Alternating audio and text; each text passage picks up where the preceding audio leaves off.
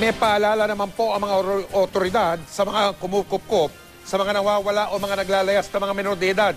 Ipagbigay nyo po alam sila agad-agad sa otoridad. Posible kasi kayong makulong kung hindi nyo gagawin yan, tulad na nangyari sa isang tricycle driver sa lungsod ng Pasig. Nakatutok si Maki Pulido. Isinakay daw ng tricycle driver na si Noli Biong ang 15 anyos na dalagita maghahating gabi noong March 30.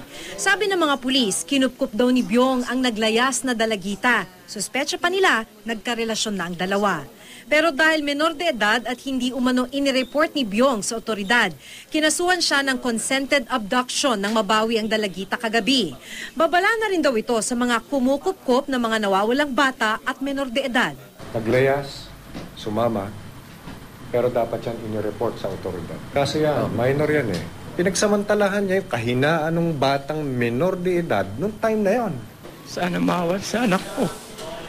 Naiyak na lang sa sobrang sama ng loob si Biong na makausap namin sa detention cell ng Pasig Police.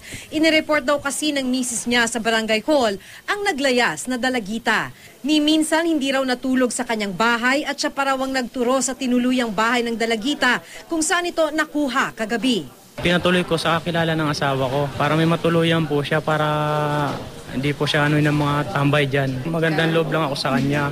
Tapos yung sumunod na araw, parang iba-iba na yung pinupuntahan niya po. Sabi ko, bakit ganun? Ba't ayaw mo na lang umuwi sa inyo? Sabi niya, may problema daw. Aabot sa 6 na taon ng parusa sakaling mahatulan ng consented abduction si Biong. Gusto rin kasuhan ng NCRPO pati magulang ng mga nawawalang bata kung mapatunayang kapabayaan ang dahilan kaya naligaw ang mga ito. Violation ng Section 3, 7610. Ito yung special law for children and women. Neglect and exposure to hazard and danger of minors. Sa ngayon, 3 kaso na lang daw ng nawawalang bata ang iniimbestigahan nila. Pero sa tingin ng pulis, hindi dinukot ang mga bata kundi naligaw lang kaya nawala.